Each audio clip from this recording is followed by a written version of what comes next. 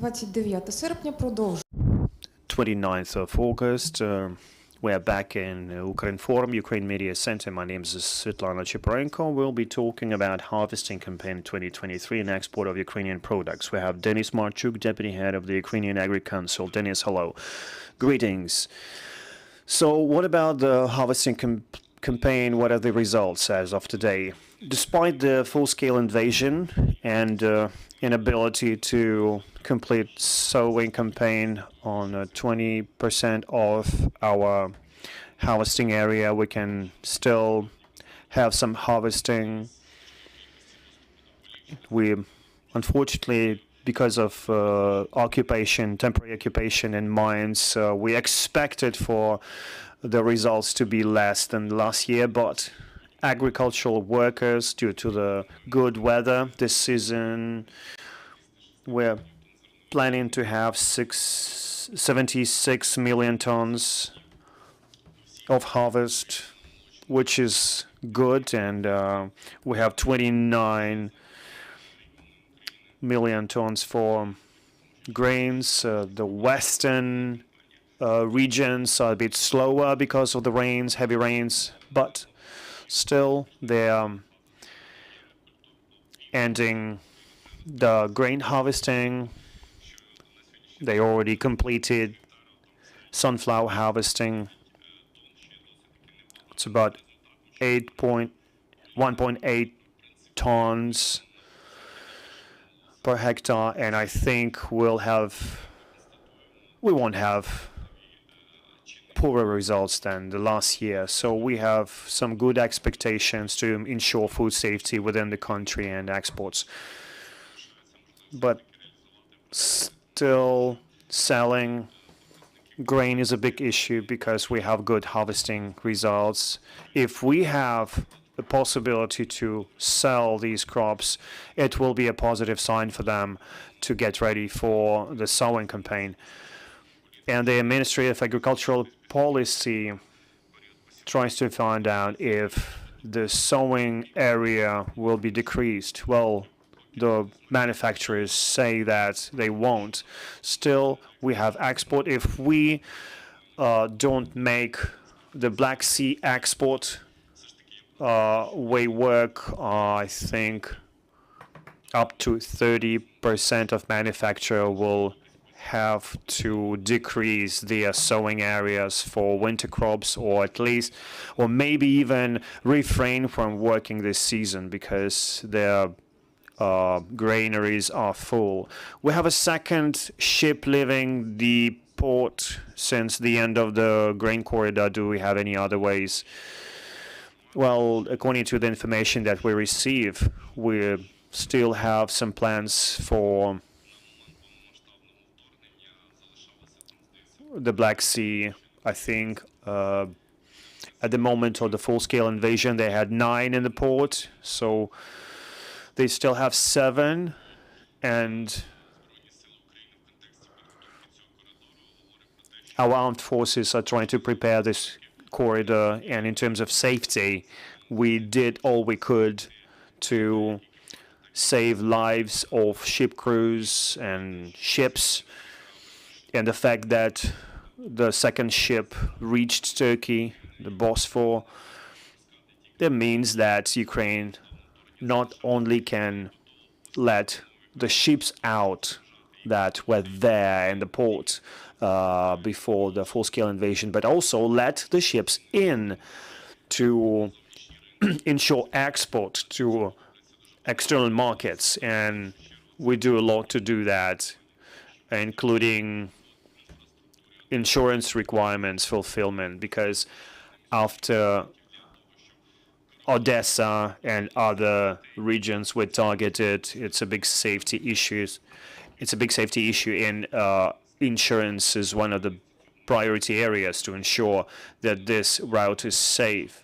And we've been saying that we're allocating more than 20 billion hryvnias for insurance, and we are completing consultations with European insurance companies that could also help with insuring these ships. If we do a good job, in a couple of weeks from now, we can expect some results we're not sure that big Odessa ports will operate 100%, just like before the full-scale invasion, but at least every month it could ensure 50%, 40% out of their capacity, maybe 25 to 20 to 30 ships, and we can reach 4.5 tons. And 50 million tons of export were actually a good figure. The word is interested in getting Ukrainian grain. Do we have any alternative ways to export the grain? We don't have any alternative ways, so maybe only through space, but we haven't reached that level of technology, and we're working on that, like Danube and on-land routes. And Danube was targeted as well, and after the grain initiative was seized, we held multiple attacks against the Danube corridor, and we've lost thousands of tons of grain, and this is one of the problems that doesn't allow us to get back to that route, because before that we had a potential of 2 million tons with a possibility to scale it up to 3 million tons, but after the attacks the number of proposals went down, and also the customers increase their prices. And in that situation, it's not profitable to sell grain with these prices. And the issue number one is to make on-land routes work.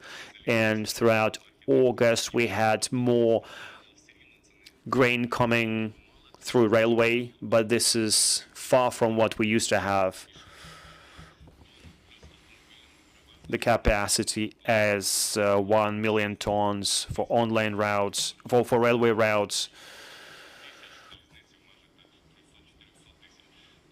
And we have a lot of things to work on, and we can develop that after we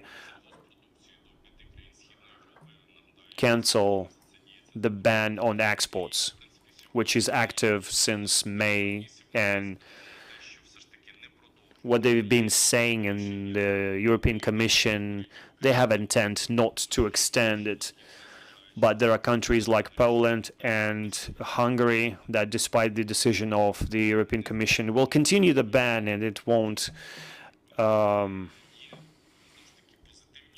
be very positive. But there are some positive aspects, because the European Commission considers partial compensation for grains and oilseed crops transportation.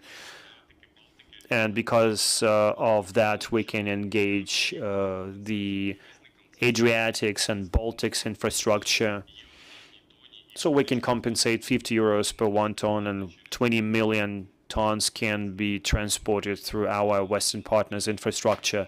Last week, our colleagues from the UAC met representatives from Lithuanian government. We had a meeting with their MPs and the Minister of Economy, and they support the idea to create a certain green corridor for Ukrainian products, meaning not creating bureaucratic obstacles in Poland, for example.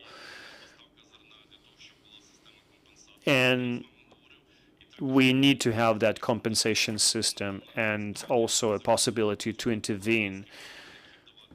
We can provide our manufacturers with some funds so that they can prepare for the sowing campaign, and so that they can have the possibility to transport whatever they have in their granaries, and we're discussing that with the European Union. Why do you think certain EU countries ban our exports? Well, then country number one is Poland, and we understand their situation. They have elections. The elections are pretty difficult for the ruling party, and they want to support the national manufacturer, so they try to reach out to their voters. There's a competition between different political platforms. They have a party called Confederation, and they are getting more votes from the ruling party, and they're working on the same subject, which is agriculture. And we can't expect these decisions to be cancelled, because they will need to create a coalition, and those represented in the parliament will meet and discuss these political messages. So probably Poland will violate the decisions in the EU and will extend the ban to the end of 2023. And Hungary, nothing really to comment here. They're pretty consistent in the claims. And Romania is pretty positive, and they are trying to improve the logistics through Danube and railways, and also helping us with the training of navigators. And it is possible due to the partnership with Romania. So all of the 5 countries in Eastern Europe, they have different approaches. We have a good crop in Ukraine. You mentioned, do we have the right infrastructure to preserve it, considering the fact that it is targeted by the enemy? That's a good crops for the war period. We have enough infrastructure to store the crops, but only if we export it. If it's being stacked up on the warehouses, we can face the problem of the lack of granary space. But we do everything to reach at least 4 million tons for export, and in that case we won't have any difficulties. But we've mentioned that we have a support program that worked last season with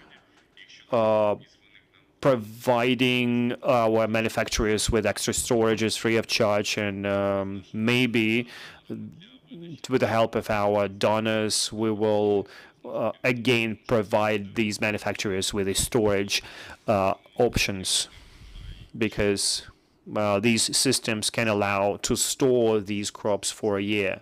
What about demining of agricultural areas? This is a pretty difficult thing to talk about, because in the occupied areas of Kherson, Kharkiv, Mykolaiv Oblast, these are the regions that were deoccupied partially before, but we need better conditions for them. We do understand, however, the lack of equipment and human resources.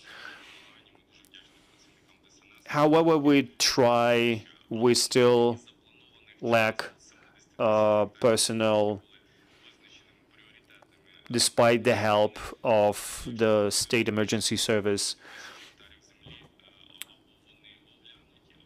And we have 170,000 hectares that were demined or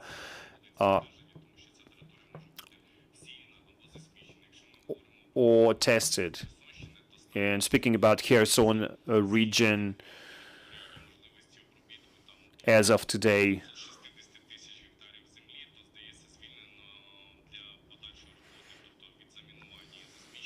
the land that was released is 60,000 hectares. It's not very high.